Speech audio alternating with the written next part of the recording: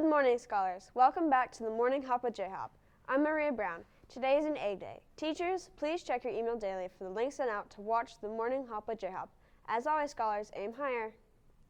This year at J-Hop, we want to show our pride. J-Hop pride are the rules that make our school prepared, respectful, integrity, deliberate, and engaged. Pride expectations have been in John Hopkins for probably 6 years or more now.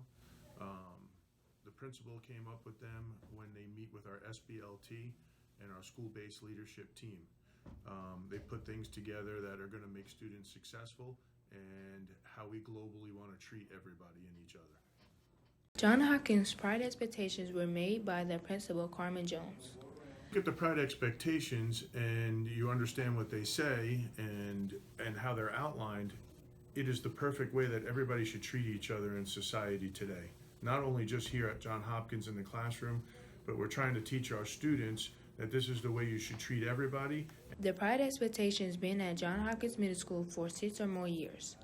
Pride expectations were made for students who follow them, and if they don't follow these expectations, they are met with consequences. The pride expectations is to have every student here follow them. If we do that, we'd be a much better system, society, culture here at our school. The field trip to FSPA was a day to remember for all the students who were selected to go from J-Hop. Let's learn a little bit more about this from Carter Lehart. On November 4th, 2022, USF College started its yearly FSPA event. FSPA is an event where scholars interested in journalism complete fast contests with around 2 hours to work. There are many different categories such as writing, video editing, interviewing, producing podcasts, packages, and more. FSPA is not just about the contests. There are also seminars you can go to where experienced journalism teachers will teach you about different forms of journalism. Many students from different high schools came to participate, and this is one high school student's thoughts on the What is the whole event? We can, first of all, meet new people in other forms of media, not only our own. We can attend workshops that people will teach us different things about photography or writing or yearbook, newspaper, TV and film, etc. And we're also here because we can do competitions. Why are there workshops? There are workshops to teach people, like in the schools, like about FSPA, about how to do things correctly, how like the standard for.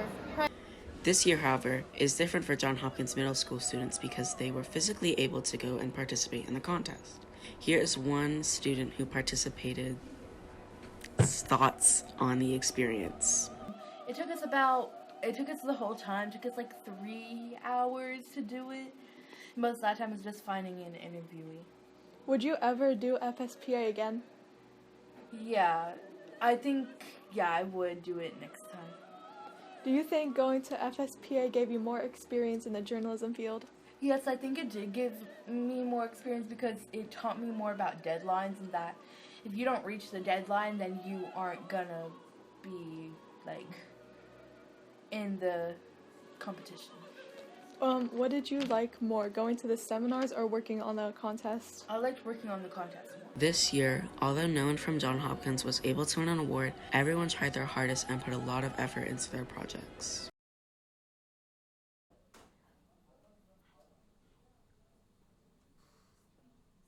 FSPA is a major student journalism workshop. It was held at the University of South Florida, and we had the pleasure of going to the Region 4 event. Joining me today is Jane Keene. Welcome.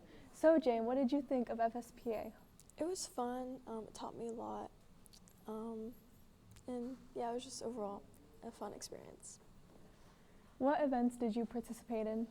Well, we were able to go to some like classes and some people, they taught us about their journalism careers and like all that stuff. It was fun. There were high school students there as well. What was it like competing with them? It didn't feel like any extra pressure. Yeah, it was just regular and cool to compete with students in different grades and stuff. What was some of the things you learned from the workshop? Time management, because we had like a certain deadline that we had to finish our projects by, and it was hard, to get all the B-roll and like voiceover because we had kind of limited resources, so time management for sure. What advice would you give to next year's journalism students? Again, with the time management, just try to do your best with the time and make sure you get all your things done so that you can submit your project in time. So, yeah. Well, that's all. It's now time for sports.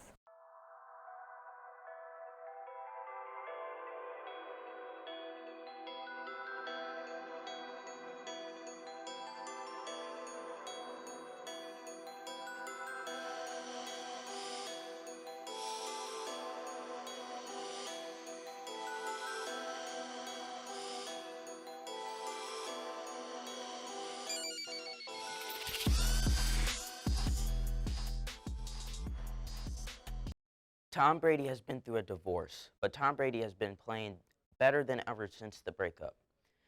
It relieved stress of his mind, and it all started when him and his wife got into a couple of arguments about how he was not spending enough time with his family and putting football first, which in my opinion, you must put your kids first, and he didn't really understand that. Also at the time, she was filing for divorce, and in the end, they divorced, and according to Fox News, she bought a house right across the street from him.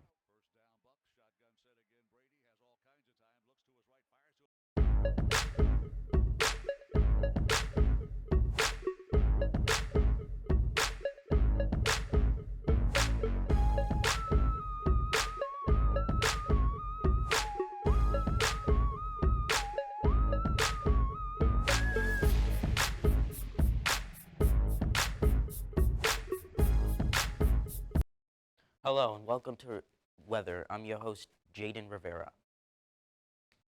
In St. Petersburg, it's 63 degrees. In Dunedin, it's 61 degrees. In Clearwater, it's 61 degrees. In Largo, it's 61 degrees. In Shore Acres, it's 62 degrees. And in Johns Hopkins, it's 61 degrees.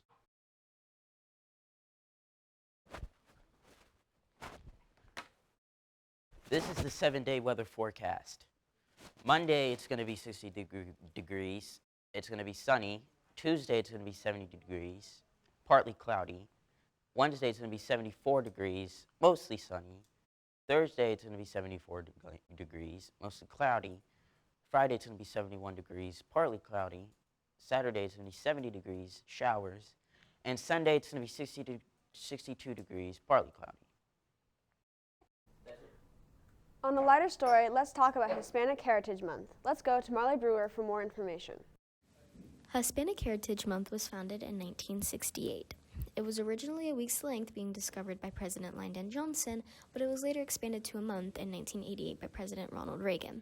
2022's Hispanic Heritage Month started on Thursday, September 15th and concluded Saturday, October 15th. Johns Hopkins Middle School embraces and expresses many cultures. We have a cultural dance club that recently performed in the cafe stage during the PBIS Reward Day on Friday, December 9th. Our very own Spanish teacher, Dr. Risler, has lots of valuable information on Hispanic Heritage Month. I speak Spanish in this country, so I am proud that I belong for this community. Latin America meaning different things, meaning culture, meaning language, meaning dance, meaning things, many people, they are important in this country, supporting, improving this country. So we need, I think that we are doing an important support in this country. Thank you for watching The Morning Hop with J-Hop. As always, aim higher.